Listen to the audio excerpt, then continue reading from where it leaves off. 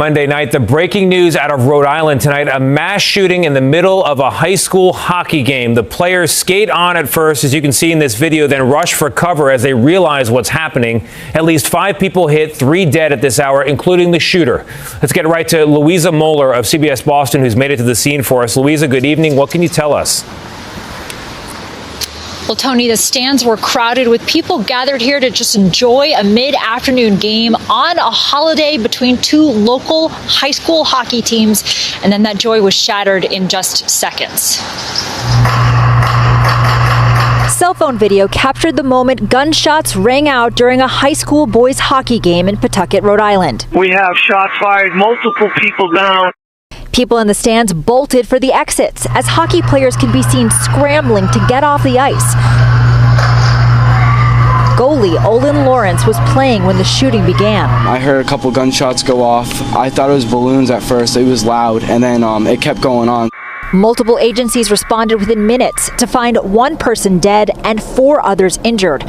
First responders could be seen carrying the wounded on stretchers to nearby ambulances. We learned that another casualty from the shooting was at the hospital, that they succumbed to their injuries after being at the hospital, and there is 3 additional victims at the hospital that all are in critical condition at this time. A man walks into a public arena. It's a Monday afternoon, families everywhere, kids on the ice, parents in the bleachers. He's carrying 2 firearms, pink ones. Nobody stops him, no metal detectors, no security screening, no bag check. He walks right through the front door. Within minutes, 5 people are shot. 2 of them are dead. 3 are fighting for their lives in the hospital. And a teenage hockey player is standing on that ice watching his entire family get destroyed in the stands. How does that happen? Hello, everyone. Welcome back to the channel. If you're new here, hit that subscribe button and drop a comment below. Cases like this need to be told, shared, and remembered. Your engagement keeps these stories alive and helps us reach more people who need to hear them. But before I take you through what turned that hockey arena into a nightmare, let me take you back to who this man was, to the family he destroyed, to the warning signs that were right there in plain sight. His name was Robert Dorgan, 56 years old, born and raised in Rhode Island, a parent, someone who once had a wife, children, a life that looked unremarkable from the outside.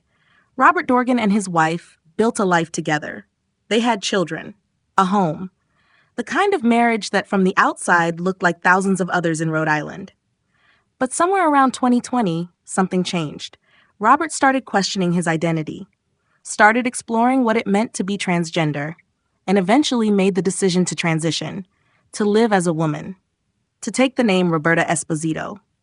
Now, for Robert, this was about finding authenticity, about finally living as the person he felt he was meant to be. In early 2020, he underwent gender reassignment surgery. But transitions don't just affect the person transitioning, they affect everyone around them. His wife was losing the husband she married, not to another person, not to an affair or abandonment, but to a transformation she never signed up for, and she didn't know how to process that. The tension in the house grew. Conversations became arguments became silence. The marriage was fracturing. And then came the divorce. Court documents tell the story. The divorce filings are public record now. When his wife filed, she didn't hold back. She cited the reason as gender reassignment surgery, narcissistic and personality disorder traits. Those were her exact words in the paperwork. That's what she put on official court documents. She later amended it to irreconcilable differences, the more neutral, more common language, but that original filing shows you where her head was, where her pain was. The divorce was finalized in 2021. Legally, they were done. But emotionally, the damage was still spreading. Robert himself posted about it on social media. On X, formerly Twitter, he wrote that his wife hated the person who stole her husband. Think about that phrasing. He acknowledged her grief. He saw her pain. He understood that in her mind she'd lost the man she married, and he was still trying to make sense of it all himself. But here's what Robert couldn't see or wouldn't see. That pain wasn't staying contained between him and his ex-wife. It was spreading, infecting the relationships with his children, reshaping the entire family dynamic. And it was building towards something none of them could have predicted. After the divorce, Robert maintained a relationship with his children. One of them played hockey for North Providence High School, a senior. This was his final season. Senior night is supposed to be a celebration. Parents are honored, players are recognized. It's emotional, but in a good way. Families take pictures. They cry happy tears. They celebrate the end of one chapter and the beginning of the next. But for this family, the chapters had already been ripped out. The divorce, the estrangement, the tension that court records and social media posts only hint at. And Robert was watching it all from the outside. No longer the husband, no longer the father in the traditional sense. Watching his son play hockey while the rest of the family moved on without him. February 15th, 2026. One day before senior night. Robert is on X, scrolling through his feed. He sees a post from Alex Jones and decides to reply. The message he writes is angry, defensive. And in it, he uses a phrase that, looking back now, feels like a warning nobody caught. He talks about people not understanding those who are different, about the frustration that builds when you're rejected for who you are. And then he says something about wondering why transgender people go berserk. 24 hours before he walks into that arena. 24 hours before 5 people are shot. The warning is sitting right there on social media for anyone to see. But social media is an ocean of angry posts and vague threats and people venting frustration. How do you know which ones are serious? How do you know which ones cross the line from someone blowing off steam to someone planning violence? Nobody knew. Or if they did, nobody acted.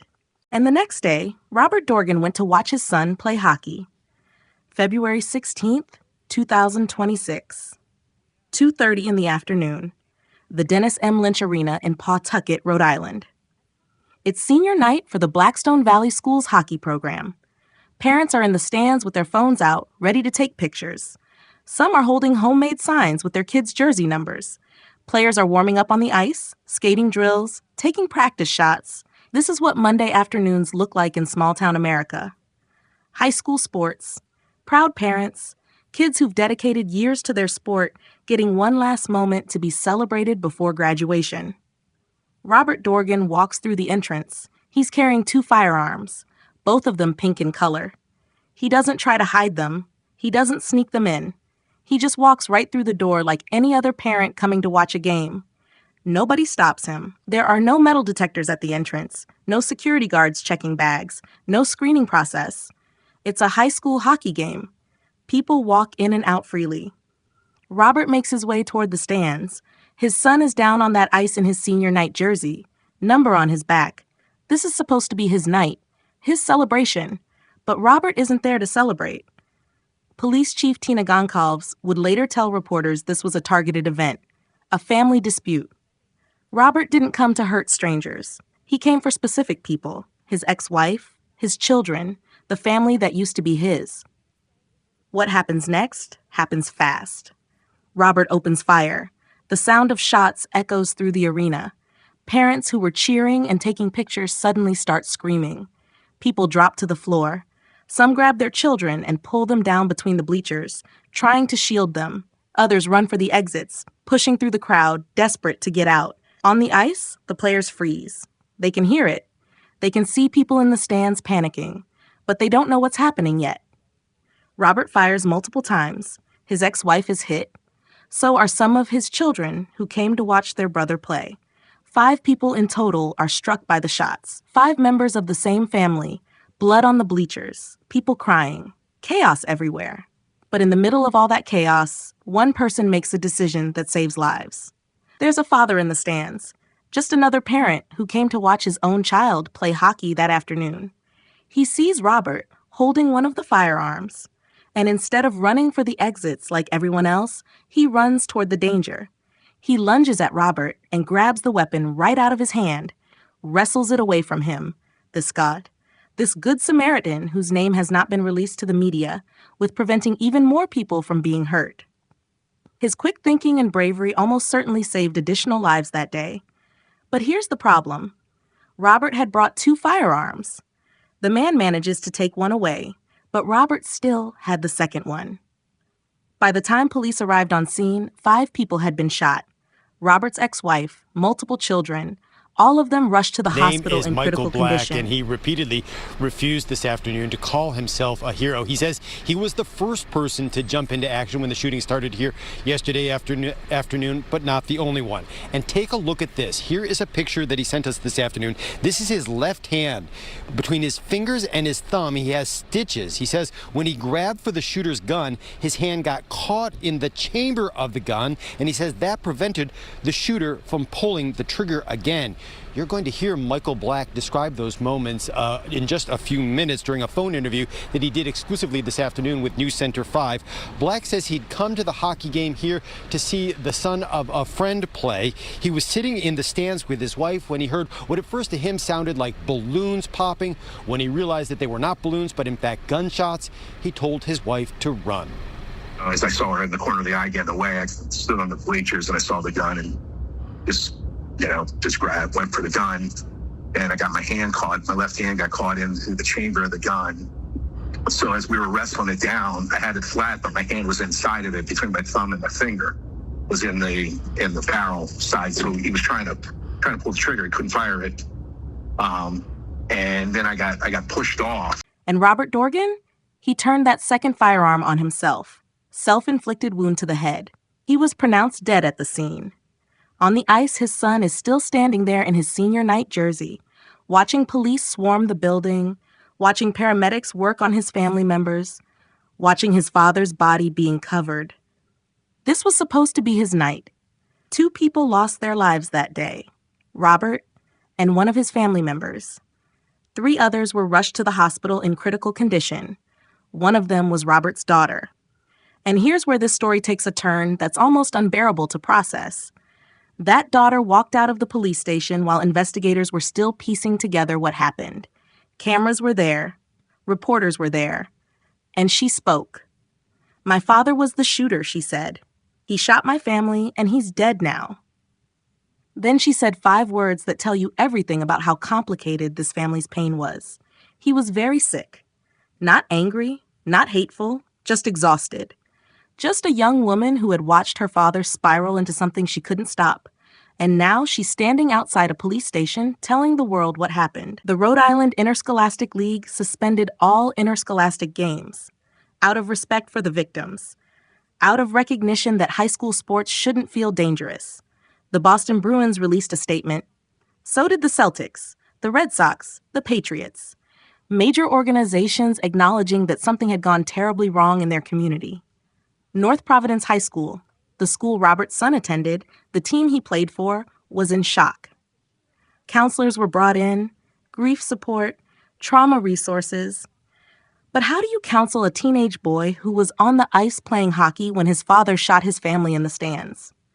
How do you even begin to process that? This wasn't random violence. This was what law enforcement calls a familicide. When a family member takes the lives of other family members, often followed by their own. According to the Violence Policy Center, over half of all murder victims in the United States are killed by intimate partners or family members. More than half.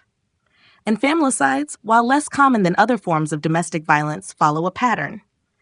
They're usually preceded by a major stressor, a divorce, a custody dispute, financial collapse, public humiliation, something that makes the perpetrator feel like they've lost control. For Robert Dorgan, that stressor was the dissolution of his family after his transition, the divorce, the estrangement, watching his children move on without him. Court records show the divorce was contentious. His wife's words in those filings, narcissistic and personality disorder traits, suggest there were mental health issues that went deeper than gender dysphoria. But here's the hard truth about cases like this. Mental illness doesn't excuse violence. Trauma doesn't excuse what Robert did. Thousands of people go through gender transitions. Thousands of people go through painful divorces and custody battles and family estrangement. They don't walk into hockey arenas and shoot their families. So what makes someone cross that line? What turns pain into violence? What makes a parent capable of doing this in front of their own child? Here's the question that keeps coming up.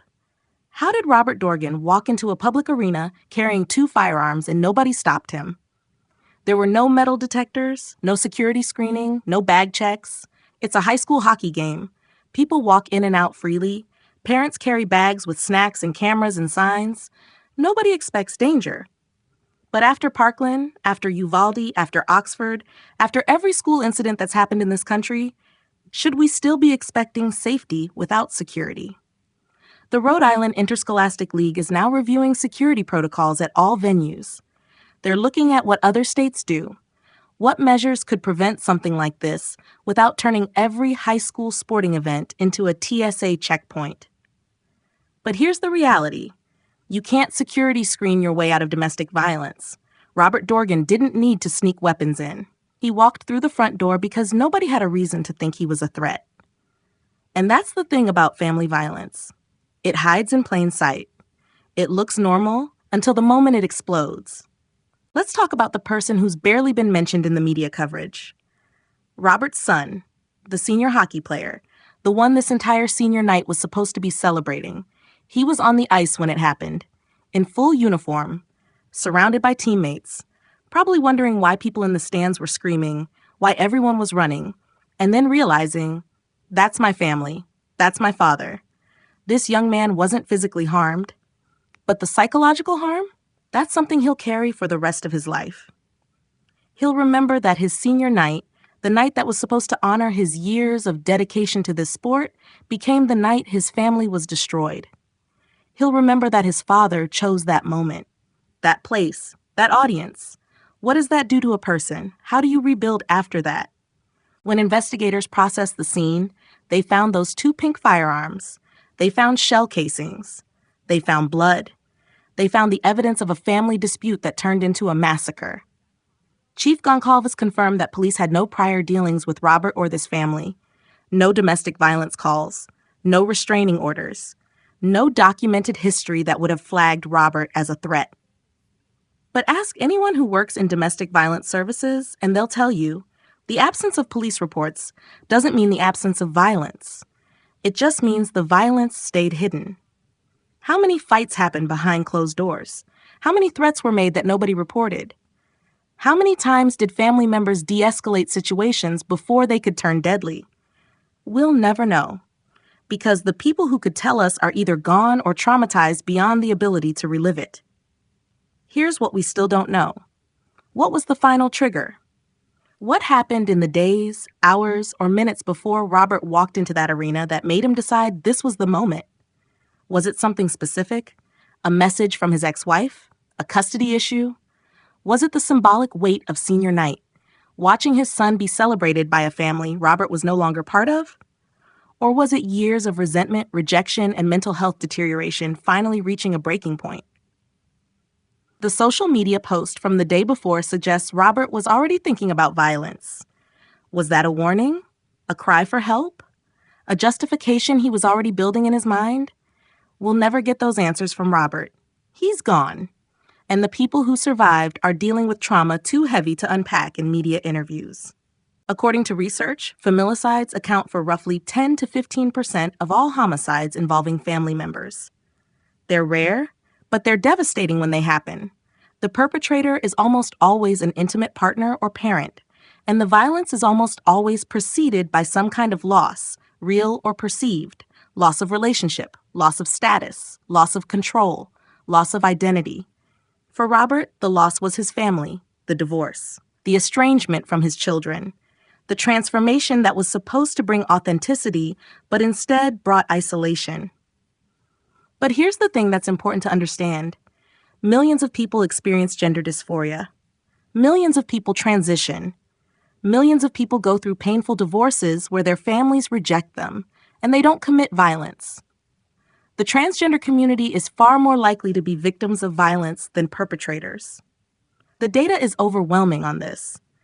Robert Dorgan's actions don't represent the transgender community any more than any single person's violence represents their entire demographic. What Robert's actions represent is what happens when untreated mental health issues, family conflict, and access to weapons collide. February 16th, 2026 was supposed to be a celebration. Parents in the stands, kids on the ice, senior night, a milestone. Instead, it became the day that multiple families were shattered. His ex-wife, Rhonda Dorgan, 52, was gone at the scene. His son, Aidan Dorgan, 23, passed away at the hospital. 3 others were critically injured, and a teenage hockey player watched his world collapse while wearing his senior night jersey. Robert Dorgan was 56 years old. He was a parent. He was someone who went through a gender transition and a painful divorce. He was someone whose mental health struggles went untreated or undertreated. He was someone who posted a warning on social media that nobody recognized as a warning. And on a Monday afternoon in February, he walked into a hockey arena and destroyed multiple lives in minutes. What do you think about this case? How do we identify warning signs before they turn into tragedies? What changes need to happen to protect families and communities? Drop your thoughts in the comments below. If this case moved you, please share this video. Hit that like button. Subscribe to the channel and turn on notifications. The more people who see this, the more awareness we create. Thank you for watching. Stay safe out there.